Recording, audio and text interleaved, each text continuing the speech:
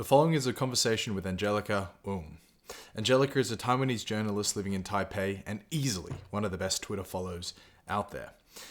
Some of you might remember Angelica from her first appearance in this podcast. She came on in episode 35, and in that podcast we had the intention to sort of pump Taiwan's proverbial tires up, but instead it ended up getting distracted by the Chinese elephant in the room, which I suppose is always something that happens in any sort of discussion of Taiwan.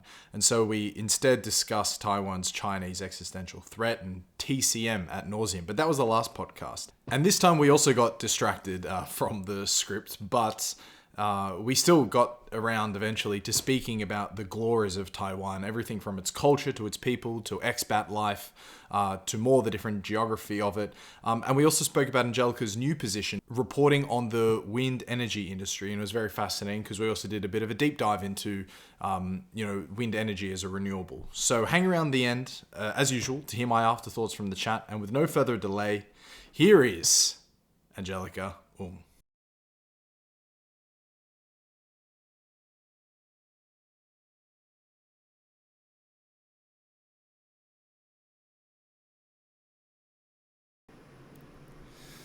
Angelica, it seems like much has changed since we last spoke. What is Taiwan offshore wind unredacted? Well, thank you for having me on your show again, Ryan. And yes, I have left the Taipei Times and business reporting in general. Or to be more specific, I've focused in on the offshore wind industry in Taiwan, which is a niche, but it contains a lot of cash dollar investments, and hopefully it's going to be providing Taiwan with a really a good source of green energy. Yes, renewable energy. Yeah. Yeah, but tell me a bit about it. Like, what's going on? Yeah, well, it's interesting. Taiwan really went all in for offshore wind in 2016 with the election of President Tsai. Basically, all the big European developers have come here to play. We're talking about big dollar amount investments. An offshore wind farm could be like $3 billion US, for instance. And you've got a lot of, it just really sucked me in. Like the last time I was on your show, I was really an all-purpose business reporter. And, I did a little bit of downstream tech. I did Ministry of Economic Affairs, but there's something about energy that really drew me in. I was really passionate because I feel like energy is the source of everything else when it comes to the economy, right? If you have plentiful energy and if it can be low carbon, you're really solving a lot of problems, including our most important one in the world right now, which is what to do about climate change. And in Taiwan, we're really going in for renewable energy. Solar is going to be limited because we do have limited land mass. And offshore wind, on the other hand, we have some of the best offshore wind sites in the world just because the wind in the Taiwan Straits is really strong. And, there's a lot of fear and uncertainty going in because there's also typhoons in Asia. So all the Asian countries were kind of dipping their toe in the water. But President Tsai, when she came into office in 2016, just basically decided to go full steam ahead. We are getting those typhoon-rated turbines, and we have two and a half, I would say, or maybe 2.25 functioning offshore wind farms in Taiwan right now, and 4 more are scheduled to come online later this year. Yeah, so I just decided to go all in. Absolutely. Yeah, and it's fascinating because to get an industry that's that specialized and that's moving all the time from 0 to 100 halfway across the world, it's an incredible achievement. Because offshore wind really, wind power really, the heart, the homeland of wind power is in Europe.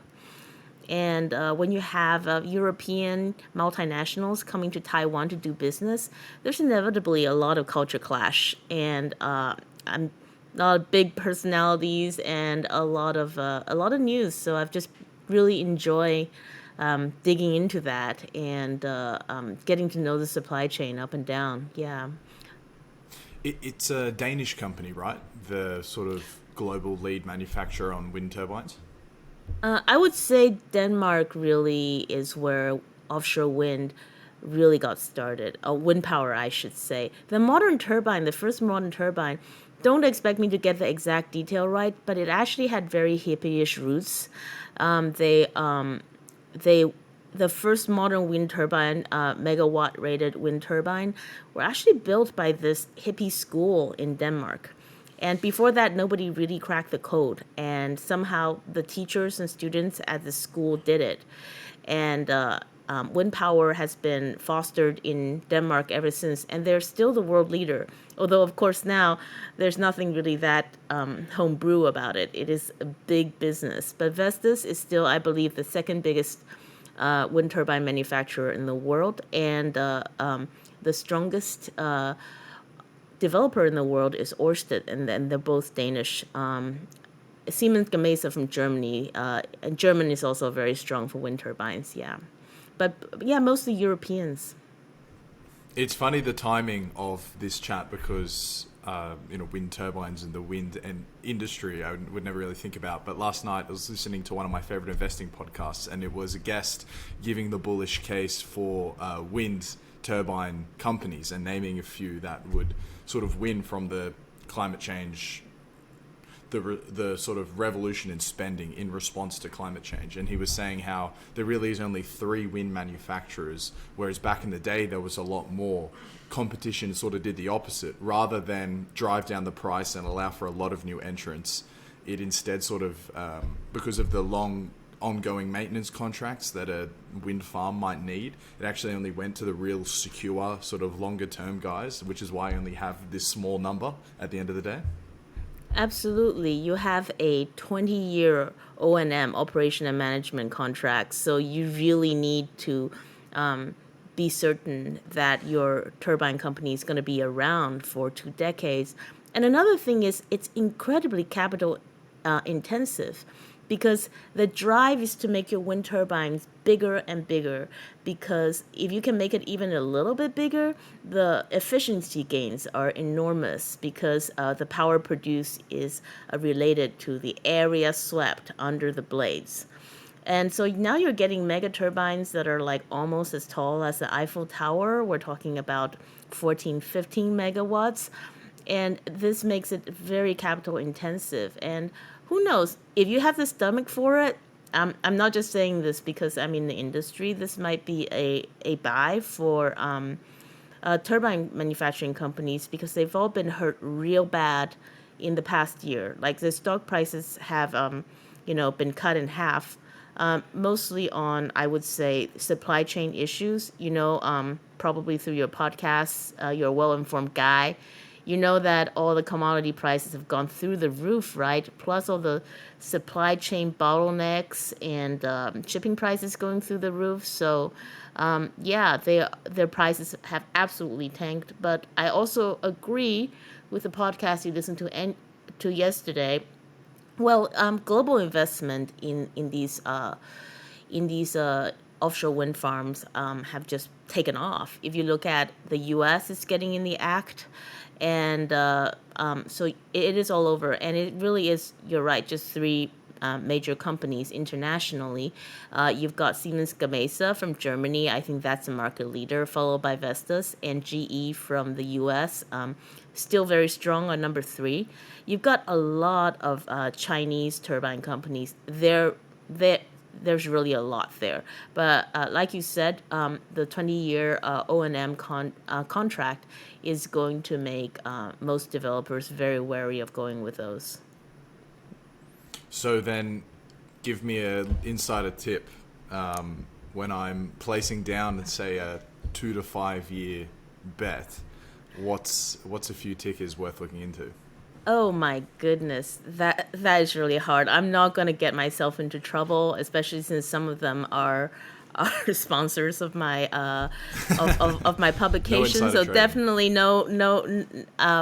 no specific tips. I would just say really look into the long term. The market is working through some supply chain issues right now, and I don't know how bad it can get. It's gotten pretty bad.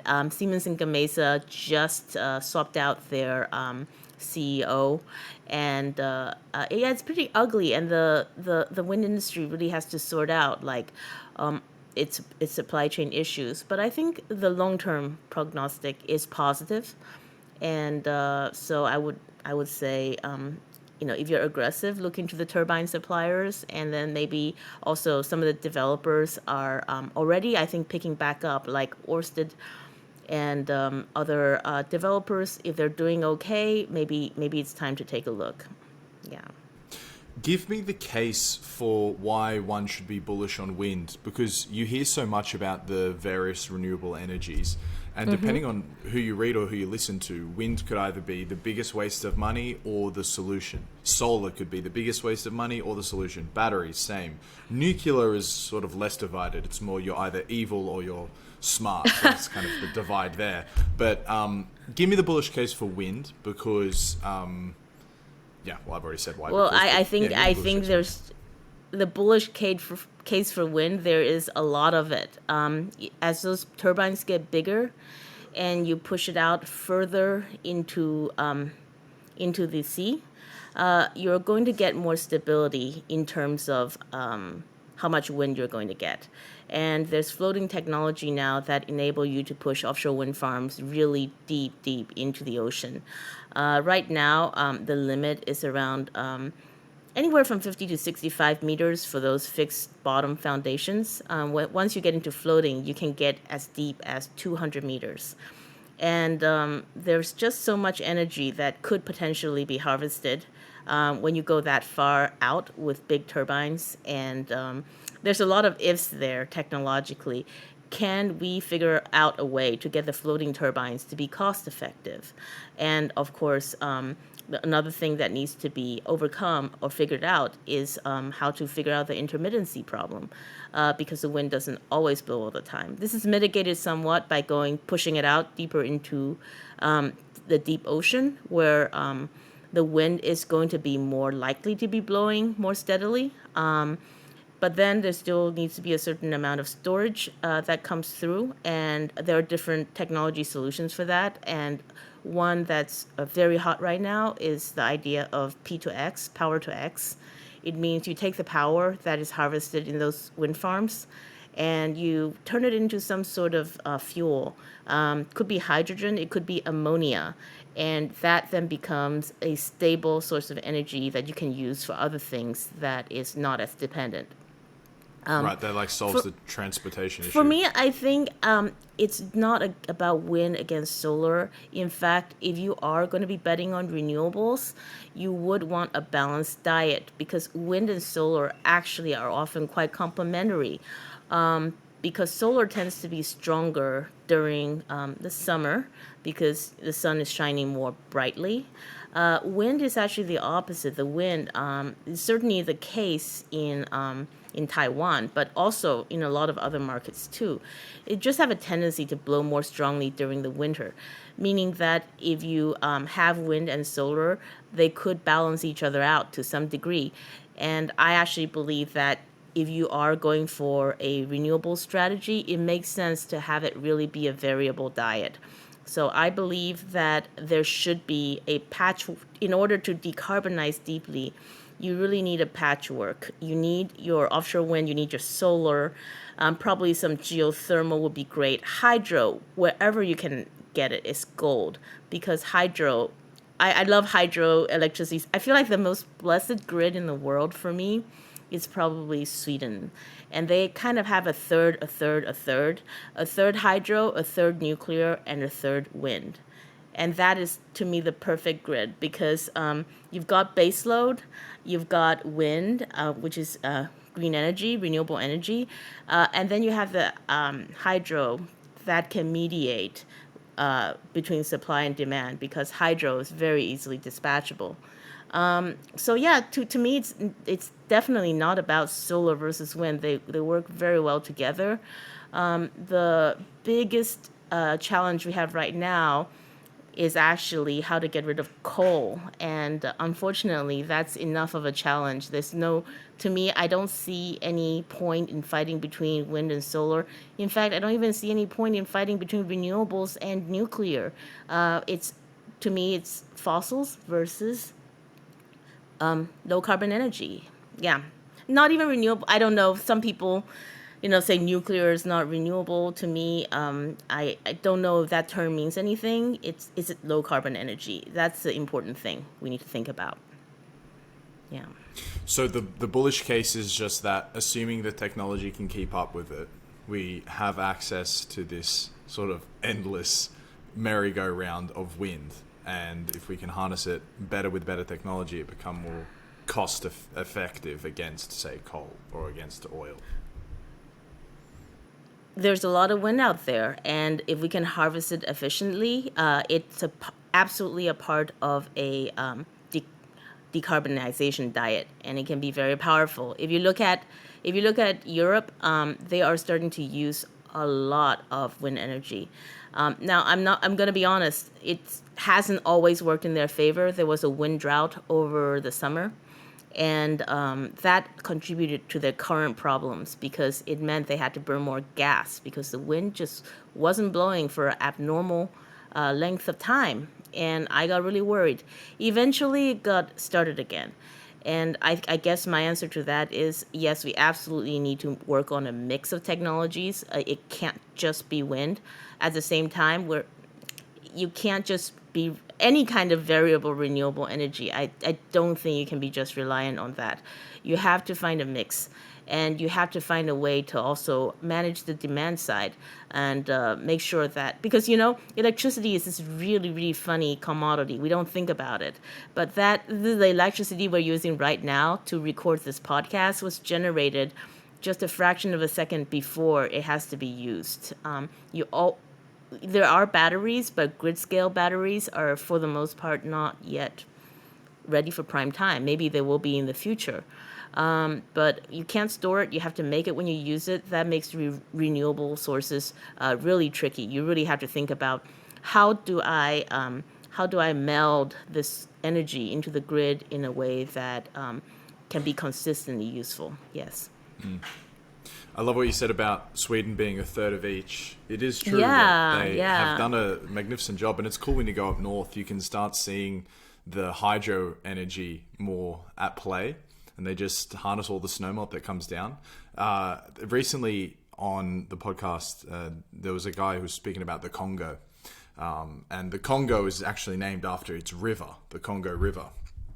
And in Kinshasa, there's this naturally formed, extremely powerful, I forget how many liters came over per second, but it's incomprehensible for us to actually think about how much that is. It's like the number a trillion. We can't really comprehend what that means. So the amount of water that was coming over, perfectly, nature designed it to bottleneck into this perfect area where you just got to throw a couple of turbines there and you're going to generate crazy amounts of energy. And basically, it was such that if the project was done effectively, minus all the kleptocracy and corruption that means it doesn't actually happen, the Congo could theoretically power a large part of Western Africa. It's got that much power coming out of it.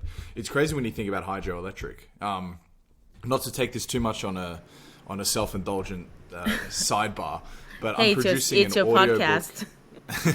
I'm producing an audiobook at the moment for a guy called Jim Henry, who wrote Blood Bankers, and it went through Latin America and the Philippines, but mostly Latin America, and just documented all of these hydro projects and other energy projects, which had all of this potential at the beginning, but failed because of the kleptocracy. But yeah, it is hydro's kind of and geothermal, like you mentioned, but hydro.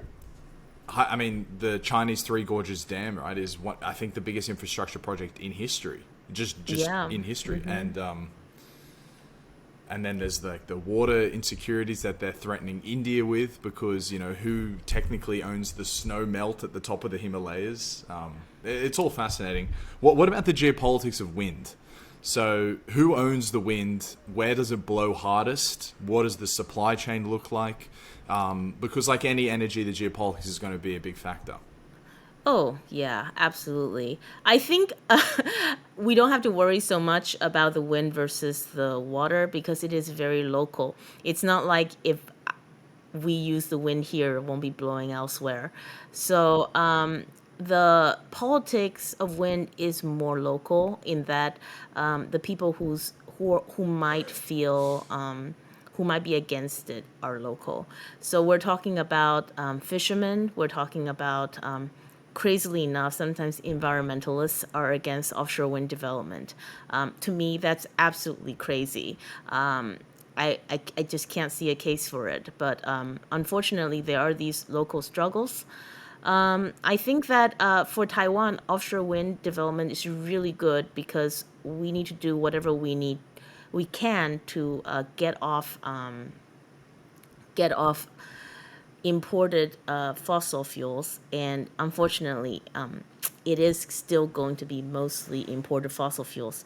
Right now, Taiwan is running on about a grid of 40% gas, 30% coal. Then you've got like 11% nuclear, and you know, a little bit of renewables, like maybe 5 to 7% renewables, and some hydro. And it's set to go up to 30.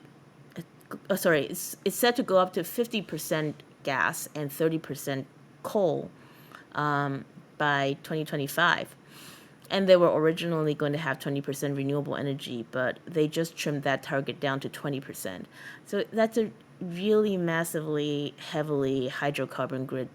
And I think our first priority got to be how do we get rid of the coal, which is not just bad for the planet, but it's also directly hurting people because it is polluting. It's very bad for the lungs. Yeah. And, in terms of I don't think it's so much a case of geopolitics. It's more like supply chains, global supply chains. The global supply chain issues are really fascinating because you have all these European countries, and they're the ones who are strong in this and that. But Taiwan and Japan and Korea, they all want to localize the supply chain and make it here in a way that I personally think is crazy, because when everybody tries to do protectionism, what ends up happening is that you have a very fragmented and dysfunctional market.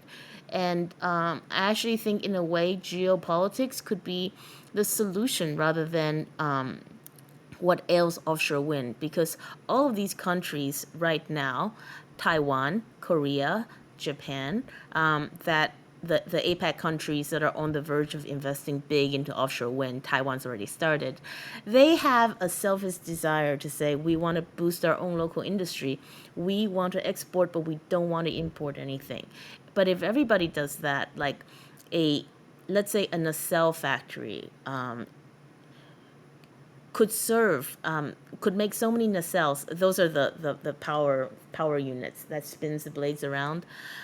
They could make so many of those that it'll more than satisfy the Taiwan market. To have economy of scale, you need to have an exporting market. You need to have exports for it to be worth it.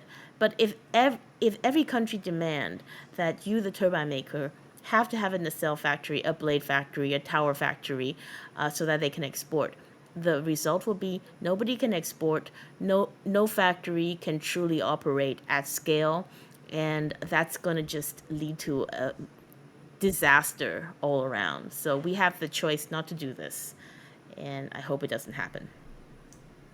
What do you mean, the solution? Like geopolitics could be the solution. Well, I think that we've all noticed that Taiwan and Japan are getting friendlier and friendlier from a geopolitical point of view. I mean, it's gotten to the point where Japan is increasingly signed on, maybe not to the point of the US, but it is piggybacking onto the US framework to basically, I believe the former Prime Minister of Japan, Abe, have stated that Taiwan is a key Japanese interest. It's something that is intrinsic to the defense of Japan, is to defend Taiwan. So if you're coming this close to saying that your country is going to go to war for my country, between the two of us, can we not at least sort out who's going to make the nacelles, who's going to make the blades, so that we have a functional offshore wind supply chain? I don't know. I'm being naive because let's face it, Japan, Taiwan, and Korea all play hardball when it comes to business. But surely something could be sorted out where it can be a win-win solution. Because right now it's just like a prisoner's dilemma, right? If everybody wants to protect their own markets, then it's going to be a dysfunctional market all around, and nobody's going to make money. And the thing about anything really, but especially with these wind turbines, they need the economy of scale to drive down the price, because they already have this like very, very strong competitive pressure to make bigger and bigger turbines. It seems like every time they make a mega turbine, then they're pushing again before they have time to really cost down the last turbine. Somebody's designed an even bigger turbine, and nobody can really see the end to it. And so it's already very difficult to get those profit margins up. If you add a supply chain fragmentation to the problem, it's not really going to be pretty. So I'm a hopeful person. I think that somehow we'll sort it out. Maybe. Yeah, it seems like the specialized labor and manufacturing that's going to be required to bring the costs down, but also encourage as much innovation as possible for not only wind tech, but I suppose all the sort of renewable technologies. It's really reliant on a globalized market. If we're all just trading with our few select partners because it's a little bit sketchy to involve China, then it's going to stifle progress for sure.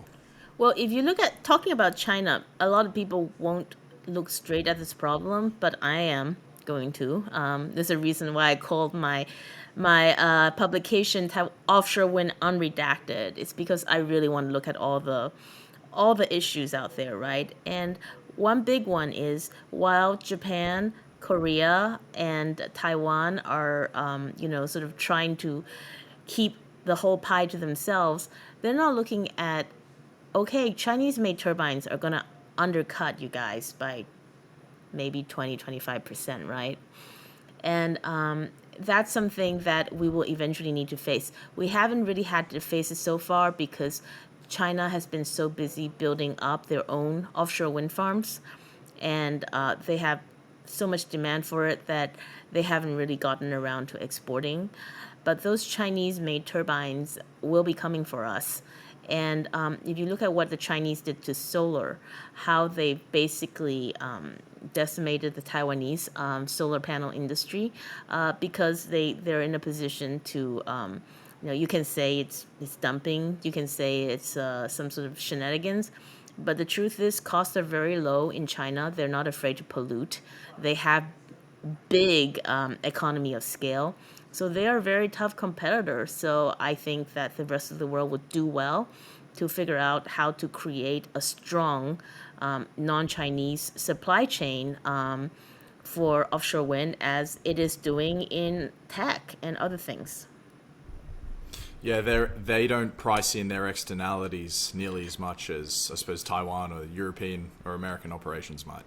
That is a very good way to put things. They don't price in their externalities, and unfortunately there are externalities too. I mean, technology is improving all the time, but the mining, the sort of creation of polysilicates for the solar industry, and the rare earth metals, that's used in the renewables. What they've done with cement is a huge deal. The amount Absolutely, of sand absolutely. that they've dredged out of. And they're down bad. They're down bad for natural resources. They're down bad for water, which is needed to be used for a lot of industrial processes. Like, I didn't know this. Do you know coal in China is super low quality, and they need to be washed with water before they can be used. And this just creates even more problems because now you have all this dirty water that's going into the water tables. And so this is why I feel like every single border that China has is a disputed border, and nobody's really happy with them. And people are talking about Russia and China getting together and forming some of a mega alliance. And all I can say to that is maybe for now, but they have plenty of beef with each other for sure because China is down bad for resources, and it is definitely going to be contesting its borders on all sides. Well, you brought up China. I suppose that makes for a not very natural, but at No, least no. a possible transition I do into feel Taiwan. like I do feel like we need to talk about Taiwan because I feel like last time we wanted to talk about Taiwan and how cool it is and how fun it is and how it's making a name for itself, and we kind of got hijacked by China. So I Yeah. we're really not letting that happen again. So we can just No, but it's kind of it's very natural. It's very understandable. You yeah, know, yeah. it's the most awkward elephant in the room in any discussion on Taiwan. It You is know, it is in fact, yeah. so yeah, like, are you actually sovereign? You know, and that's a pretty crazy question to be asking. Yeah, it's crazy, and I have to say this is why I'm such a big fan of President Tsai because I think before her it was a very either or question. You had the KMT, the Blue Party, who's just holding on to this fantasy, at least back at that point. I don't know where they're at now. That somehow the Republic of China, which is confined to Taiwan, somehow still owns all of China. That was obviously a non-starter. And then you had the DPP, the independent part. The I shouldn't say the independent party. Tsai kind of changed that. The DPP, the Democratic Progressive Party, who had this vision of Taiwan as an independent sovereign nation that needs to be like completely independent and back in the United Nations and all that stuff. And that's very idealistic, but also kind of not diplomatically tenable when we're recognized by just a handful of countries, mostly through checkbook democracy. I feel like what President Tsai did is she was very smart in seizing the middle. So she's not a hardliner for Taiwanese independence actually. And a lot of times when foreign friends try to support Taiwan by saying, "Yeah, we should have a Taiwanese embassy. Yeah, we should recognize Taiwanese sovereignty." I just want to say, back up a minute. Are you sure the government of Taiwan is actually pushing that hard? I think President Tsai is about crystallizing the position of Taiwan right now, crystallizing the status quo, meaning while creating maximum space for ourselves diplomatically, sort of all the stuff that's like real about being a respected international entity. She's not pushing for de jure independence. She's not seeking to declare independence. She's just done this magic mind Jedi trick of saying, we don't have to cross any of China's red lines. We don't have to declare independence. Look at us. Aren't we already an independent country? Look at our economy. Look how the world supply chain will fall into shambles without chips from TSMC. And look at how we are a beacon of democracy in a world that, especially, if you look at the neighborhood where authoritarianism is on the rise. Are we not a worthy trading partner? Are we not a worthy member of the world community? Look how well we did during COVID, and we're sharing our experiences. Are we not? Are we not just worthy? Are we not needed on the world stage? And by pulling away from that hardline approach and I would like many people have called it creative diplomacy.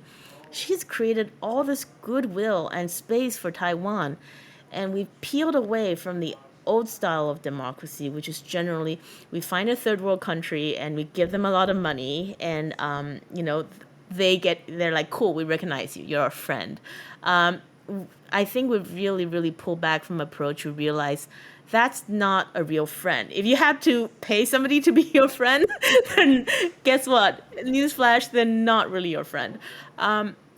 And so instead, we've really tried to discover our values and show the world that Taiwan is a good partner, a capable partner, a trustworthy partner. And I think we've reaped the benefit. If you look at the relationship we have, say, with Lithuania, and how they really, you know, You're a big fan of the Lithuanians. I am. I'm a big fan of the Lithuanians. I feel like that's one of the places I definitely have to go to after we I'm free we're free to move about the globe. And yeah, the Baltic states sticking up for Taiwan. It's been a story that nobody could have seen coming. And of course, the even substantively, the bigger story is America really coming to see the light about how its chief interest actually does not lie in the Middle East, but in Asia. Yeah. I think something that isn't emphasized enough whenever there is discussion of Taiwan, because it usually falls back into sort of some, you know, kind of awkward geopolitical conversation or a conversation about military capacity and might and who would defend them and how would they attack and all this sort of stuff. I think what's left that isn't spoken about is the most important thing, which is what the Taiwanese culture says about China. Because, correct me where I'm wrong here, but from my understanding of it, Taiwan is largely of Han ethnicity, which Absolutely. is equal to China. And you're only 50 to 70 years separated from each other, yet look at the divergent paths in freedom, innovation, in more of the social progressive values. You know, Taiwan was the first Asian country to allow gay marriage, I'm pretty sure. Yes. You know, you guys correct. seem pretty open, like you're not judging people if they come out with blue hair or have some kind of wild opinions. Like everyone isn't hard line down. Everyone isn't down hard party lines like it seems it might be in China. Now that's an outsider's take. I haven't been there, but yeah, that the discussion of the divergent paths in culture, and then what that means to be an individual, to have your freedom, to have your sovereignty. That's the that's the real like icing on top that I don't think is mentioned enough. Well, Taiwan is one of the most incredible democratic success stories, and more so for being, like you said, it is proof that let's say Chinese cultured people, Chinese speaking people. Of course, in Taiwan, we feel like we have our own identity, just like Americans have their identity that's not of England, even though Americans speak English and Australians have their own identity. But it is proof because I do think a lot of people have this idea that somehow Chinese culture is incompatible with democracy. And I like to think that's wrong. I think there are structural issues why democracy is difficult to I'm not one of those people who believe that democracy should be imposed from the outside. And I can actually well see the obstacles to democracy in a big country like China to go from there to there.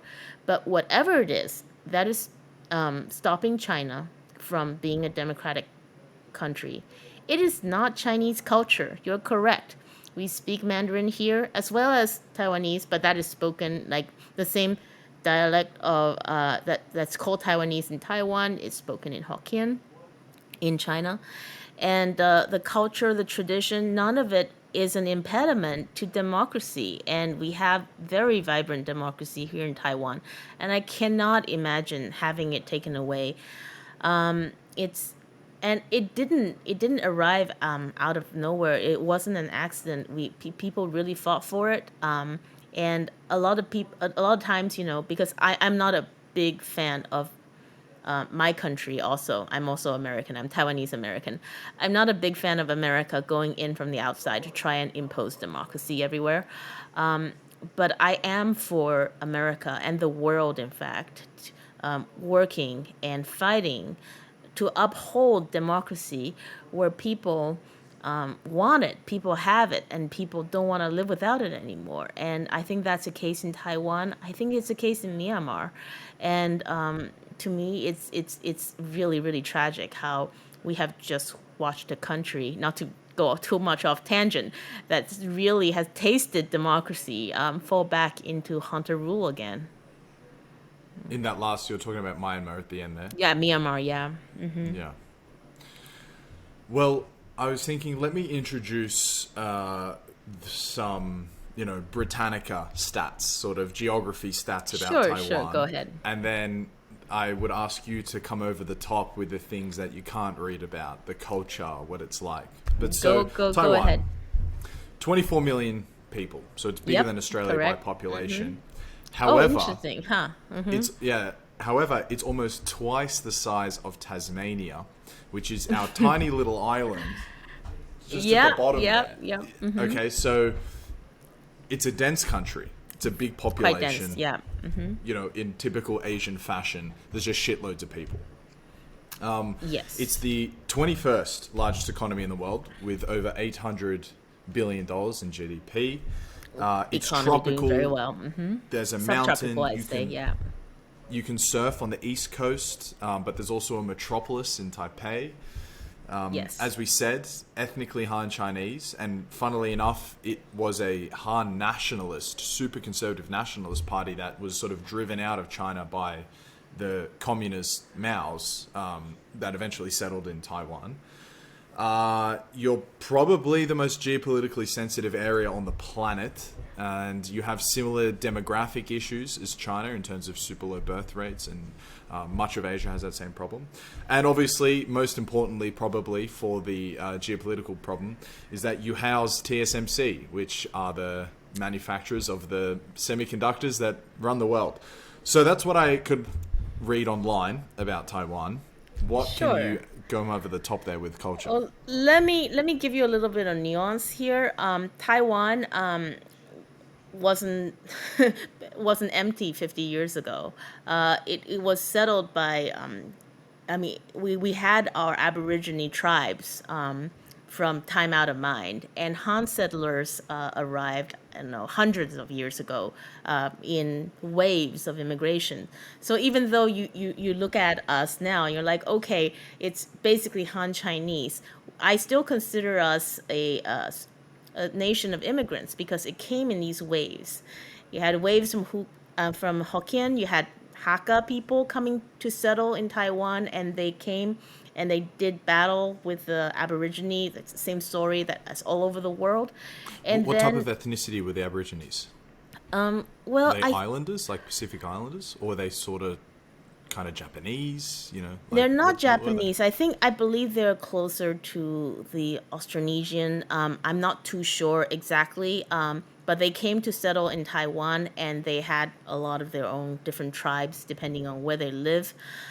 Different tribal tattoos, and they fought amongst themselves. And then the Han settlers came and started fighting with them.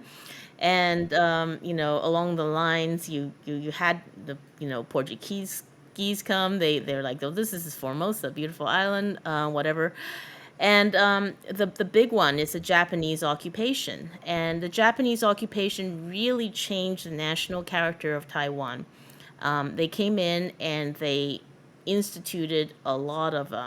I don't want to whitewash it. I don't want to make it sound like they were benevolent, but the Japanese occupation of Taiwan is materially different from what they did in Second World War.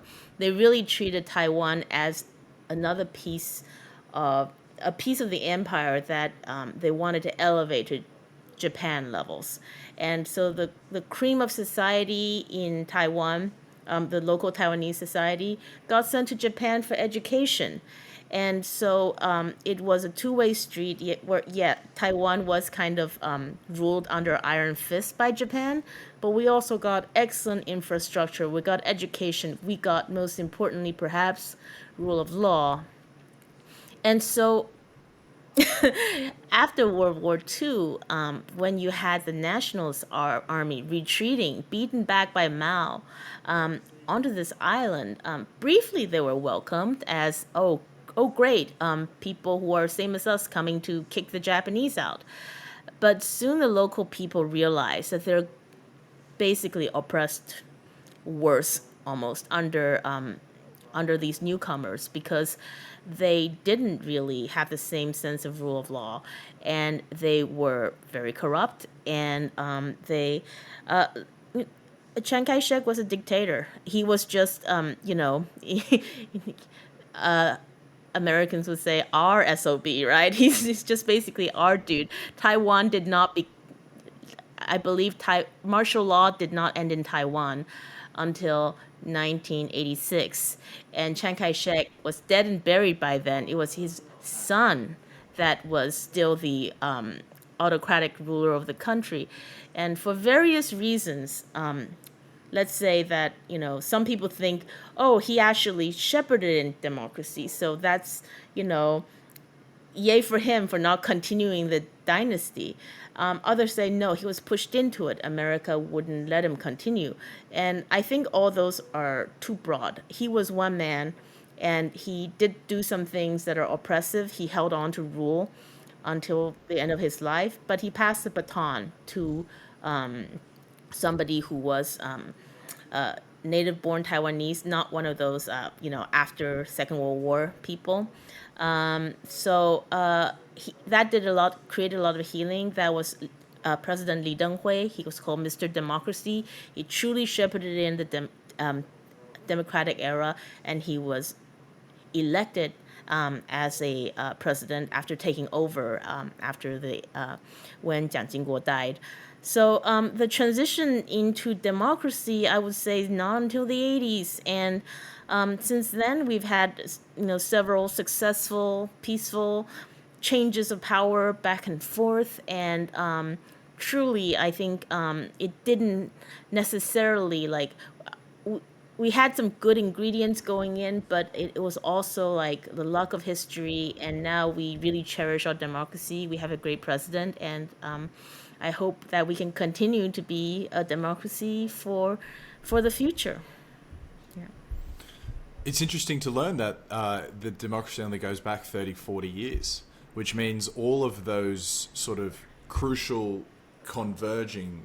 No, I'm trying to sound smarter than I need to. All that crucial separation from the direction that the sort of Chinese mainland culture has gone happened in 1 generation, 2 generations. That's really crazy.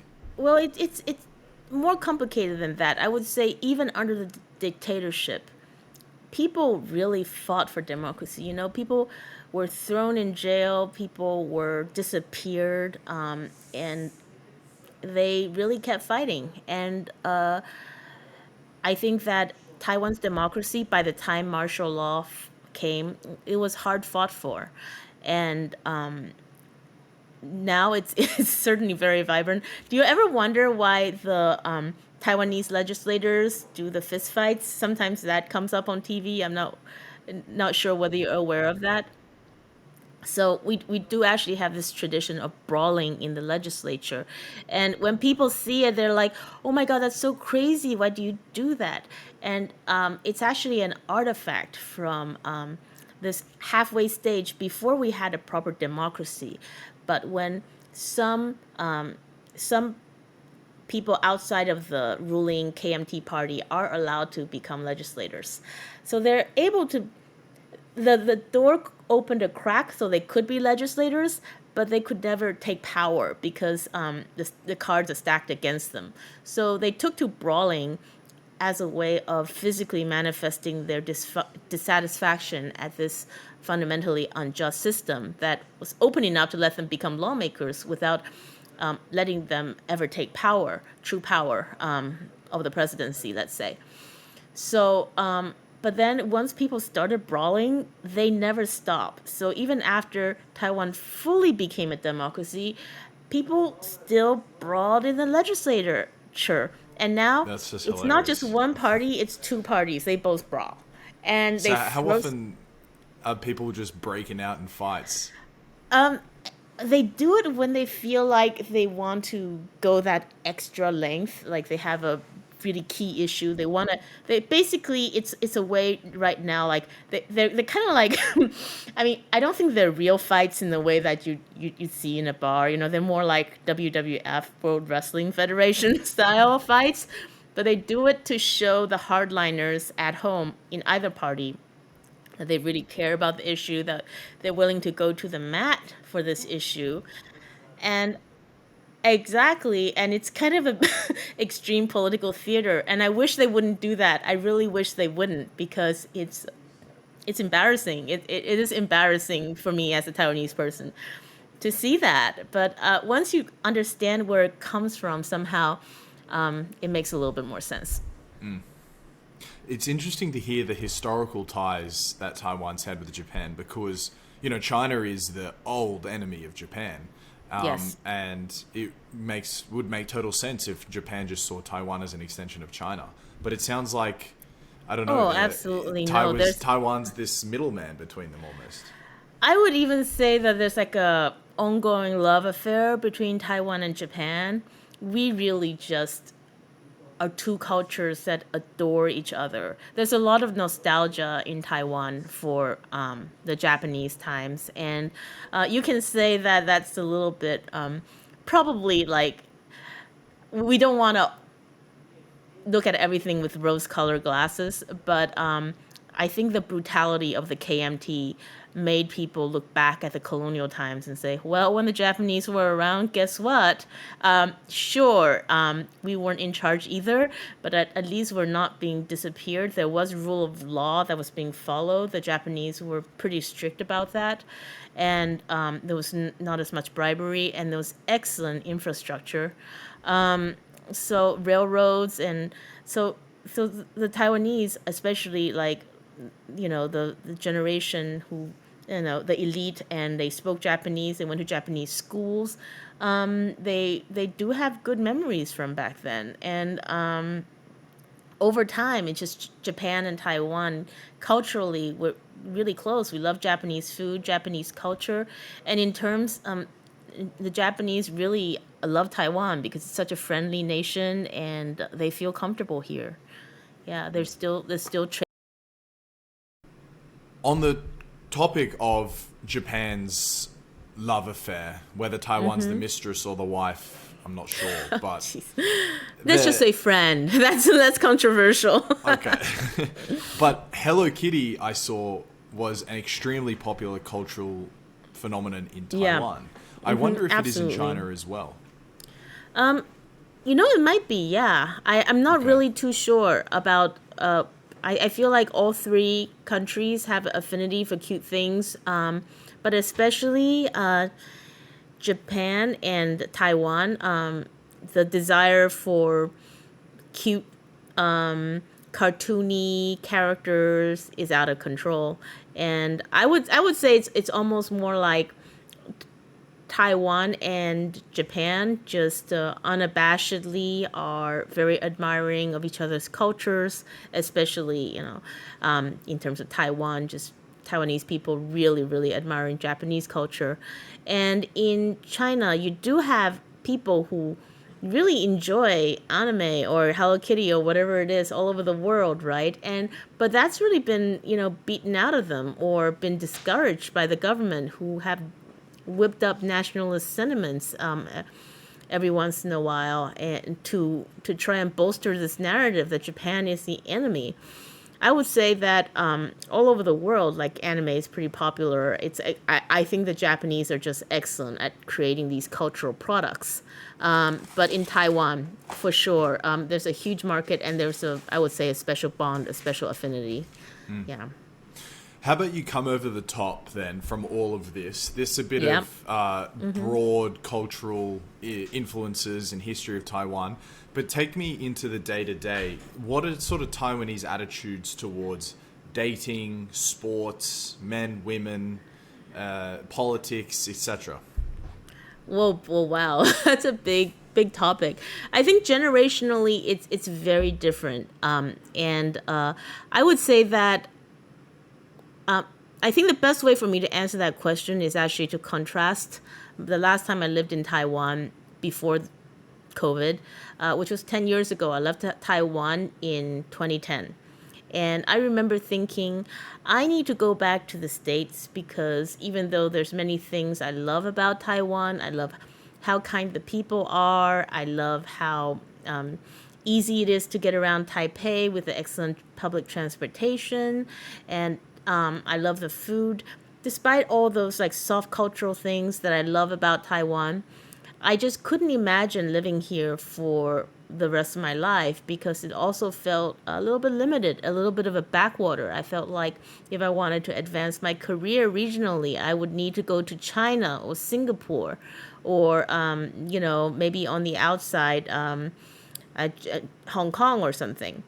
But I came back to Taiwan not because of choice exactly. I came back because I saw very early on that COVID was going to be out of control in the States because nobody wanted to wear masks. So I came back to Taiwan for that reason, and I ended up staying. And I really don't think I have any plans of going back to the States. And the reason is Taiwan in the past 10 years have had such a glow up. It's become so much more dynamic. It's become so much more interesting. One one little silly example that I give is when I left Taiwan, there was perhaps like one or two microbreweries, and now I come back. You go into a convenience store and you can find all this amazing choice of locally made microbrews. So culturally, it's become extremely, extremely vibrant. And the economy is starting to transition from this kind of like, very much what I call the OEM economy, like you design it in the US and we're just like the factory, to this very more dynamic economy where we even have factories, well, we have companies like TSMC that are just stone cold the best in the world and irreplaceable. And to have this key position in the global supply chain is a huge point of pride for Taiwan. And looking ahead at Taiwan's future, I believe if we can remain peaceful, remain united, remain strong in our vision and our values for ourselves, and if the world would also support us, I think the future is so darn bright. I can't imagine leaving, because I think this is, you say one of the most dangerous, I would say one of the most exciting places in the world to have a career, grow, start a business, and I think it's really, really headed in the right direction.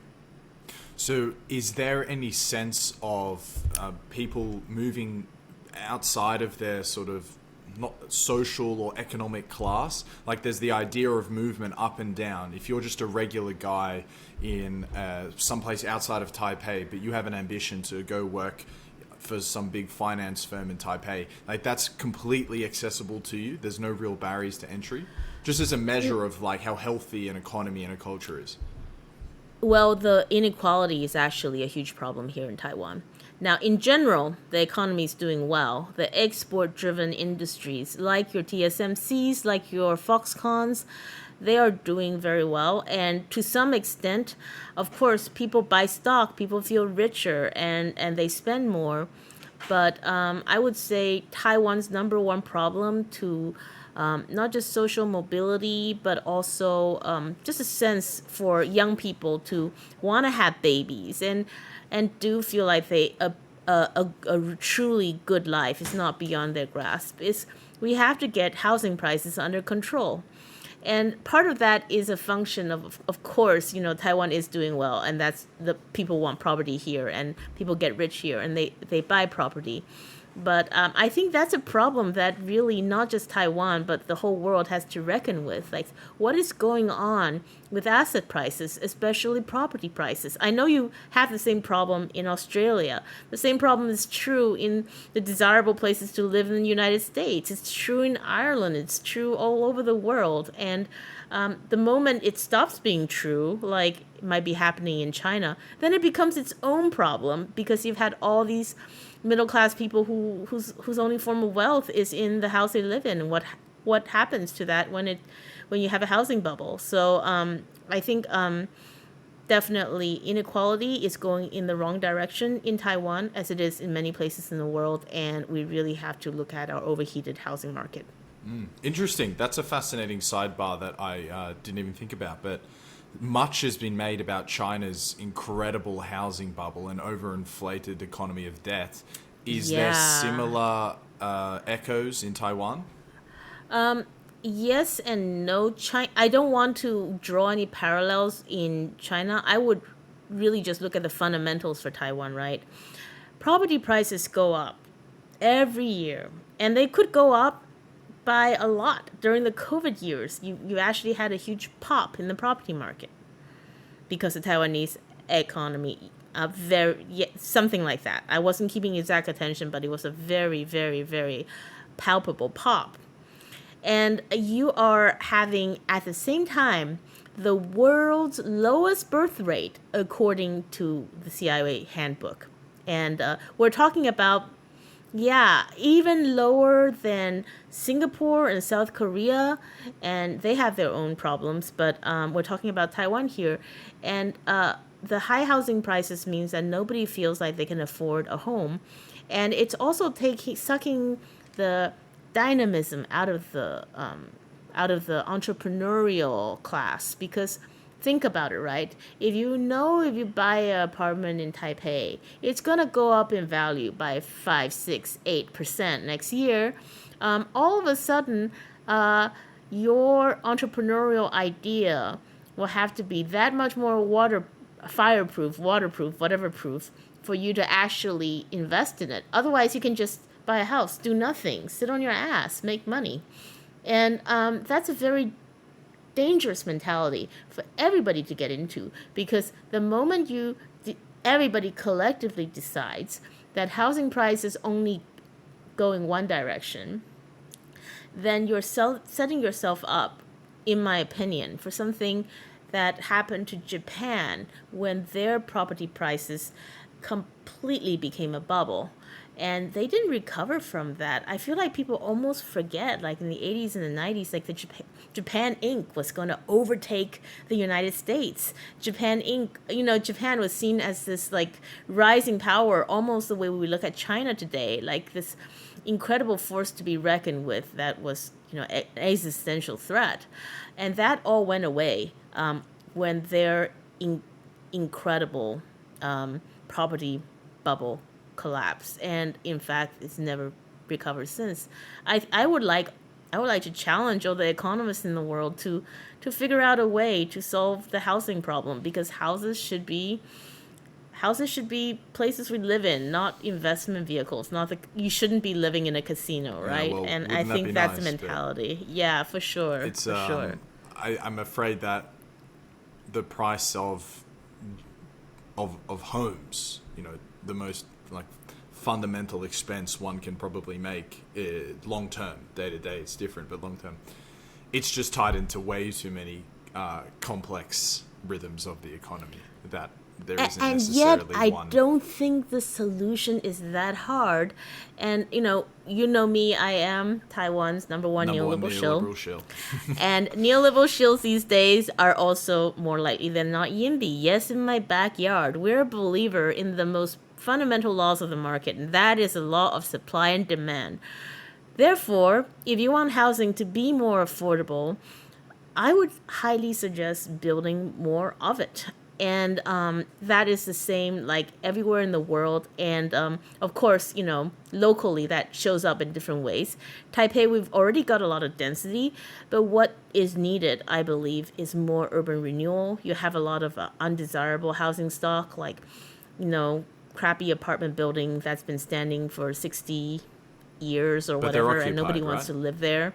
They're occupied is interesting, but they may be under occupied, or they may be just not as not they may be like inefficiently divided.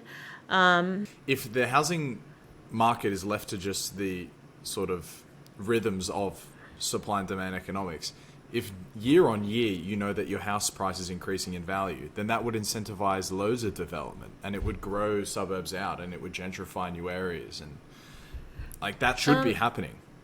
It should be happening, just if it's left to the market. I think it's more complicated than that. I think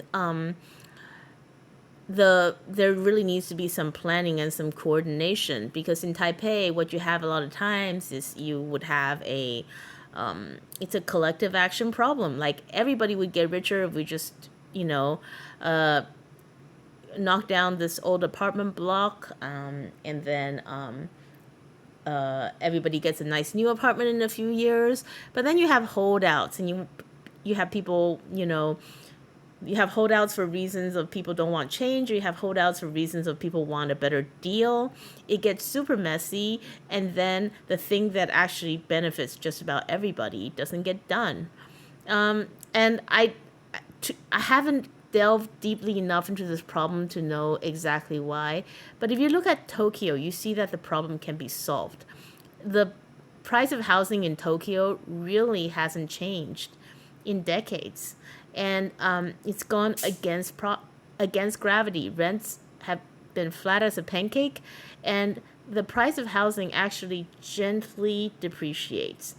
It doesn't crash, but it's like you move into it, and then your house gradually gets less valuable because people want to live in newer places.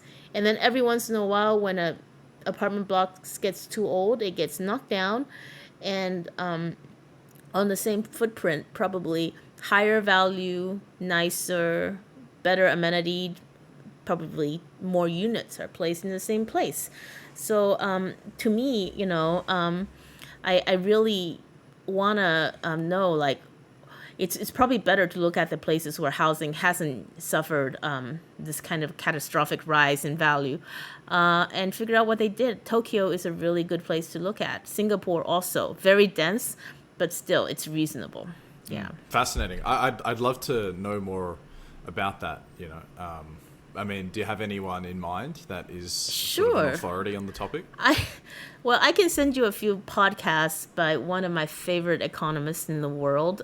His name is David McWilliams, and he's Irish, and he's done so much great work on the subject. Cool. Perfect. Yeah, for sure. And Ireland is going through their own insane property gyrations. It's really a problem that, like you said, it's both very simple and it's very, very complicated. But to me, even to the complicated problems in life, sometimes there are simple solutions. To me, just build it. Back to Taiwan. Is there a big brain drain in Taiwan? There certainly used to be. There used to be a terrible, terrible brain drain problem in Taiwan. There's this idea even that if you stay in Taiwan, you're kind of a loser.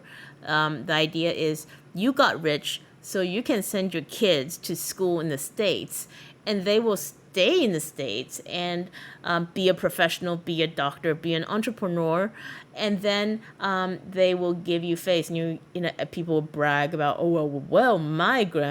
my grandson in the States doing this and that.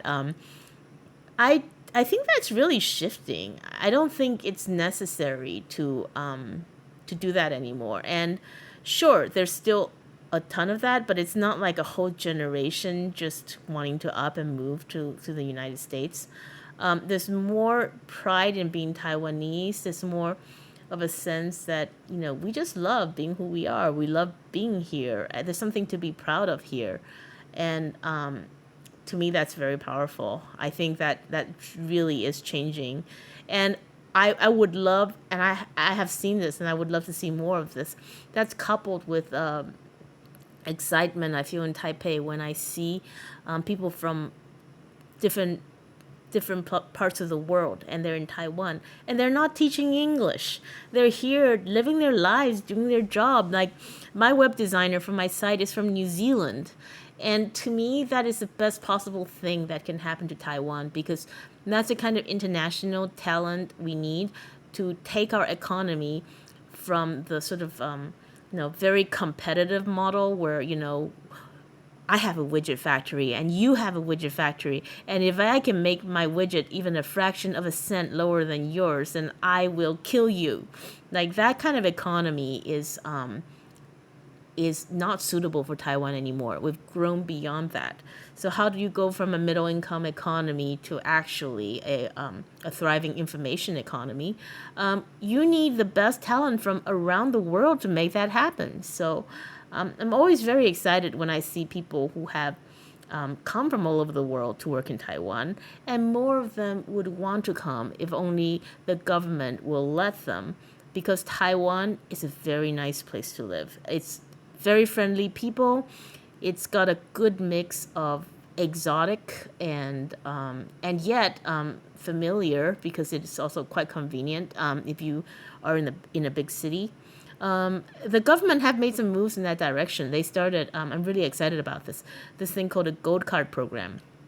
So if you meet with the condition of this program, you can come to Taiwan and you get what's called a Gold Card visa, and it's for a certain number of years, no question asked. You are in Taiwan. If you want to work for somebody in Taiwan, great. If you want to work for somebody outside of Taiwan, great. If you want to start your own business, terrific. Literally nobody cares. And it's really allowed a lot of really interesting people to come to Taiwan. And I think the program, when all is said and done and people look back in a few years, they're gonna realize, oh wow, this truly moved the needle for our country, because it allowed foreign talent that wanted to come to Taiwan anyhow a way in. So instead of brain drain, it's happening slowly. I hope that if we just open the door, there could be anti-brain drain. There could be talented people from all over the world coming to Taiwan, because it's such a wonderful place to live. Nice. That's amazing. And also, just to double down on that, my impression of the country is that if it weren't for the looming geopolitical threat, which is inescapable, it would just be almost a more desirable Singapore, or a more desirable Japan for expats, or a more desirable Seoul, because for Australians at least, and for Europeans, it's a heavily romanticized part of the world. There's a giant language barrier, obviously, but if you can sort of get over that, what a place to live. So what about English? How well could I melt into the culture, having only be able to say hello, goodbye, and one more beer, please? You will be able to, in Taipei, live very comfortably. And I don't know what you mean by meld with the culture, because I think if you only speak English, then you're going to be dealing with the cosmopolitan layer of Taiwanese people who also speak English. And to me, there's nothing wrong with that. I know people here who have a very good life, and they're not in the expat layer. They're in what I call the cosmopolitan layer. So there's like the expats who only hang out with other expats, and they probably live in a, hard to get around neighborhood like Tianmu, and they just shuttle between work and home, and exactly. And that to me is a very boring life. Like I don't understand. I mean, they're probably all getting paid oodles of money, but why would anybody want to live like that? But then I think the more interesting layer is what I call the cosmopolitan layer. This is community of people from all over the world, but also Taiwanese people who maybe they lived abroad, or maybe they simply have a more international mindset. And to me, Taipei is becoming, very livable from that point of view. You can just about find, any kind of different kind community, or, people who are more open-minded, so you could only speak English and have a really interesting full life here, and it doesn't feel like you're a tourist. It doesn't feel like you're a transient.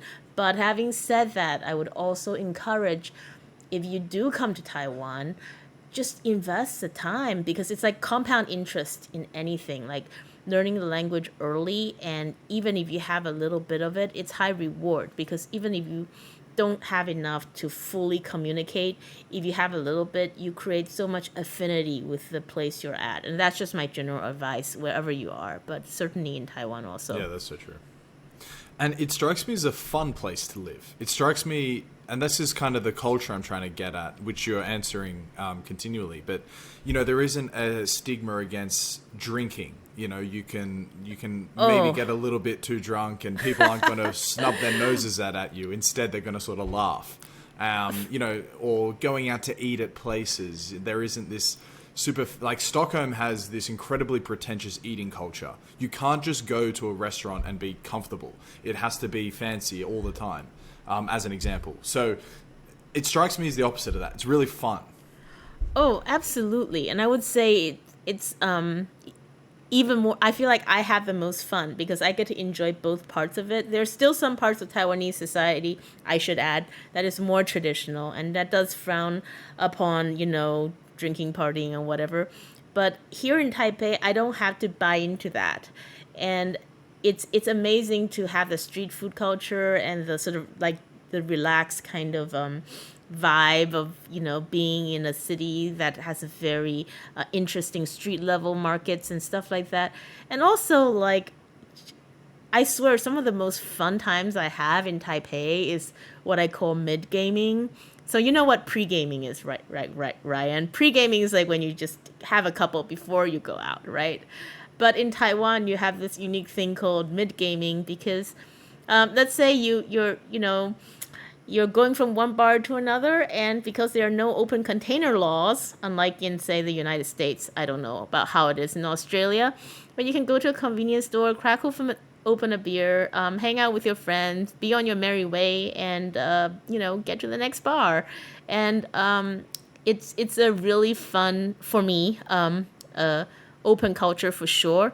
I feel like the key here is the lack of judgment, because a lot of elements in Taiwanese culture are still very conservative. So how is it that you get to also have gay marriage and you get to have whatever, walk around drinking and people don't care? And to me, it's because there are so many waves of immigrants and they all had to learn how to live with each other. They to the world, maybe they're all like, oh yeah, they're roughly Han origin. But you gotta remember, they're from vastly different groups, and they might not even be able to, in the early days, they might not even be able to speak to each other. Like Taiwanese is very different from Hakka. They're different dialects. They can't understand each other. And they have very different folkways. They have very different ritual ceremonies. And so people kind of have this idea that, well, this is my family. We cling on to our traditions, and they're very strong. But if the family next door over wants to do something different, well, then that's their business. And I think that's what's allowed us to be a little bit more tolerant of each other. Like within the family, there could still be a lot of pressure, but there's not this U.S. idea that if you're doing something that's against my beliefs, then you're infringing upon my right. I don't think it's really is like hey, you don't want to get if I don't want to get gay married, I won't get gay married. And if you're doing that, well, then that's your thing. It's to me that's I would of course hope in the future that all of society would Those types would of become more attitudes create tolerant. the best places But in the world. Yeah. yeah, but for now, I think there's this idea that within the family unit, very tradition bound, and then outside of the family unit, not so much societal wide desire for conformity, which is great. Yeah. Let's move on to Taiwan as a digital nomad hub. So you've kind of laid the groundwork, I think, Yes. very well, sort of explaining what it might be like to be there, but then also the potential of going there. It sounds like this golden visa is just such an obviously good move. I think immigration should be encouraged so much. Absolutely. Skilled immigration Absolutely. should probably make the qualifier at least.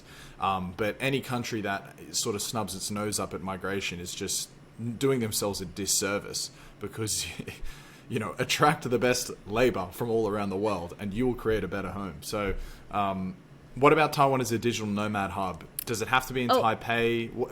Here's the thing, Angelica. I want to go there, live my life, and surf on the East Coast, but not sort of feel like I'm living in a developed country. I sort of want to still be able to, I don't know, buy really nice coffee, for example. Yes. Well, here's where I am not going to be able to be as helpful because I haven't been as much outside of Taipei. I do travel, but I would say that it's not going to be like Bali, okay? So if you imagine this beautiful paradise with all mod cons where you can live your digital nomad life, the infrastructure is not at that point. You will find for the beautiful places, the most beautiful places in Taiwan are also a little bit underdeveloped. And so for the people who really enjoy them, they tend to be the type that enjoy going off the beaten path a little bit, or have their local friend take them to the secret hot spring in the mountains. If you were a digital nomad that enjoys surfing, I would say maybe a lifestyle for you is on the weekends going to Dulan or going to whatever surfing hotspot and just enjoy your weekend. And they will certainly have nice coffee for you. I think that part of it has at least gotten spread out. But beyond the basic amenities of coffee, maybe a cool surf store, don't expect Bali. Don't expect like so many meditation retreats. I mean, there are actually. I know some, so I shouldn't say that. I know friends who run meditation retreats and even ayahuasca stuff. That's Wow, getting kind really? of popular. See, that's a great reflection of the sort of liberal-mindedness of Taiwan right there. That there are ayahuasca retreats accessible to you. Yeah, there are. It's again, it's not a huge scene, but it's available. It's not really just a big scene anywhere, though. the very little sprouts of these interesting things, but I would say that Taipei is a vibe for digital nomads right now. There are so many co-working spaces, and you go in there and people are speaking mostly in English, but also in French, and there's a sense that the people who come to Taiwan appreciate the balance between a decent cost of living and, in Taipei at least, very good infrastructure, and a relaxed vibe. It's not like, I'm not gonna lie, it's not on the cutting edge of everything. There's been I think 2 Taiwanese. I'm not gonna say the number. I'm gonna get it wrong. But the number of Taiwanese unicorns are low. It's not like the place where you feel like, oh, I'm going to make the biggest startup in the world. I'm going to go to Taipei. That's not your scene. But if you're like, hey, I enjoy my life. I enjoy balance. I enjoy personal growth. I want to grow my own business. Taipei's not a bad place to be. And, I think that people are coming here, and for every entrepreneur that comes here and enjoy it, they make it more hospitable for the next person, and their developers, accelerators, little hubs popping up like that just becomes a self-fulfilling prophecy, Amazing. The bullish case for Taiwan. That's right. Come on over, say hi, visit me. I'll show you around. Look, I think that does it quite well justice. You didn't really say too much about dating, apart from this, that there is an exceptionally low birth rate. Yes. Because I think that's an interesting thing, that's also another great touch point on identifying what it's like in different cultures. For sure. I would say in terms of birth rates, that is just a sad reflection of the fact that you can have a prosperous and interesting society, but if people don't feel economic security, if they don't feel like they can give their kid a better chance at life than they had, they're not going to have any. This is a pattern that we've seen all over the world. And in Taiwan, I would say we have a lot of nice things. We're wealthier than we were, but it's not like it was during the 90s where... excuse me, no respect to the previous generation, but they were on third base and thought they hit a home run. They were born on third base and hit the home run. In terms of if you want the kind of explosive growth in your net worth, because they were just in a place where, okay, anybody can open a factory, and the forces of history were in such a way that Taiwan was going to get rich on this contract manufacturing thing. That's no longer possible. So now we kind of have the same guy or girl who might have thought of opening a factory, getting orders from America, and becoming, starting their own mini empire in the 90s, are probably dreaming now of opening a coffee store or a hipster home kitchen or something like that. And is that better or worse? I would say it's just different because it you're not going to have the kind of explosive growth in net worth. But on the other hand, though, it's still a nice life, and you're still creating value, and you're bringing a certain refinement and enjoyment to and culture to your country. So I think Taiwan's challenge is how do we manage that transition gracefully? And number one has to be taking care of inequality. So last time we spoke, we did look at the semiconductor industry a bit and TSMC. Yes. I think what would be great is in a future episode, we go much, much deeper on TSMC if possible. Just because it's such an interesting choke point of the international supply chain. But I think that does us quite justice. And so I want to leave you with one question. I usually leave all my podcast guests with two. But one of them is, which country are you most bullish on? And this whole episode has been, in an effect, answering that question. That's right. I got. I'm Taiwanese American, and right now I can't, in all honesty, pull out all the stop with the rah-rah America stuff. So Taiwan, it has to be. Taiwan all the way. Then finally, there you go. Angelica, if you could listen to a podcast, so if you could witness a conversation between any two people of history, dead or alive, no language barrier, who would you like to listen to? Okay. So right now, I feel like we're going through this huge inflationary moment. That we don't know what's going on there. And I would really like John Maynard Keynes. That's the one person that I feel like I need guidance on. Like, that would be number one. And then probably, gosh, it's the second one that's hard because you need somebody to balance him, but I don't want anybody who would be dogmatic about it. I almost want to go all the way back to Adam Smith because this is Talking assuming about that somehow the moment right now, that would be fascinating. This is assuming, okay, this is what I want, okay? This is just a thought experiment, so I get whatever I want. I want John Maynard Keynes and Adam Smith, but I want them to magically have all the knowledge about our present situation in their mind so that poor old Adam Smith isn't catching up on what the internet is, you know? But I want their minds, their consciousness, but with all the information about our present situation. And I think that would be really fascinating. I would love to know what Adam Smith and John Maynard Keynes thinks about inflation, thinks about global warming, about Bitcoin. That would be an amazing podcast. That would be so amazing to hear Adam Smith reflect on how effective his invisible hand actually was in hindsight. There you go. And I think he would surprise a lot of people. I think Adam Smith, if you go all the way back to the Wealth of Nation and the Theory of Moral Sentiments, he's an incredibly nuanced speaker who is not the free market, rah-rah free marketeer that the Adam Smithians who now follow him think he was. Can be. Yeah, definitely. Well, Angelica, thank you so much. Always a pleasure, Ryan, and looking forward to our next conversation already. Absolutely.